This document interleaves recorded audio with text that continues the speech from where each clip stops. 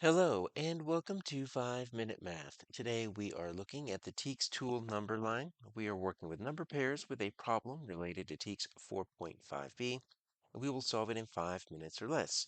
If you haven't done so already, please go ahead and take a moment to pause the video, work this problem out on your own, unpause it, and we will look at our answers together.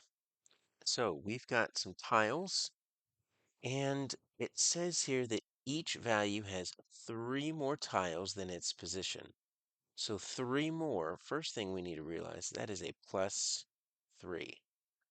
And so that is going to tell us the rule is going to be an additive rule. We're going to add 3 to whatever the position is. We're going to add 3. So we simply need to find the table that correctly shows that relationship, that plus 3 relationship. So there's a few different ways we can visualize this. I want to show how we can always visualize these on a double number line.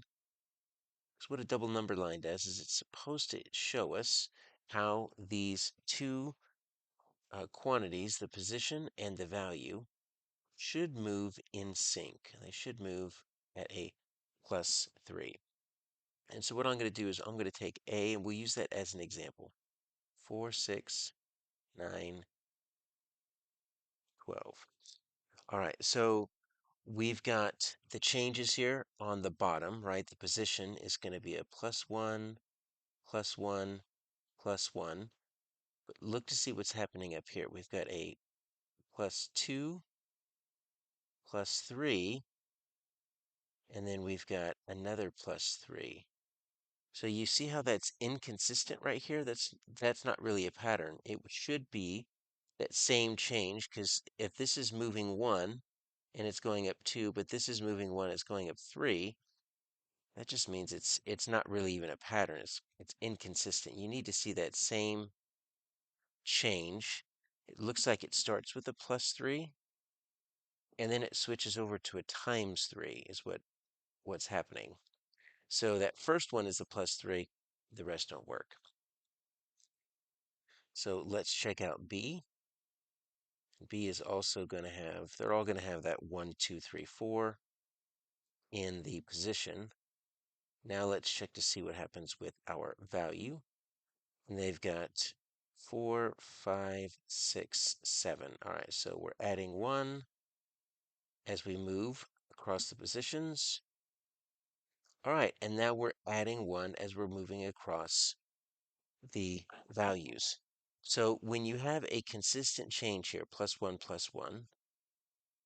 across the position and the value, that means it's the same, and the same means it's additive. Now, that doesn't mean it's necessarily a plus 1. That means as one of the positions change, the value changes that same. What we need to figure out is, since it's additive, how do we get from 1 to 4, right? So 1 plus something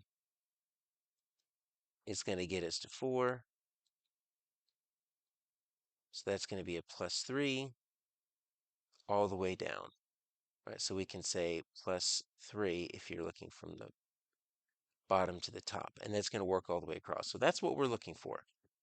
So let's check the others. All right, so if we're going to look at C, 1, 2, 3, 4, and that is 3, 5, 7, 9.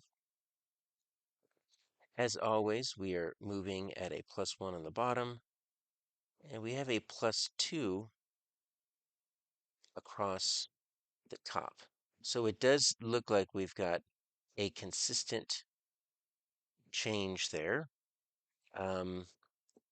across the top, but it's not the same as what's being done across the bottom.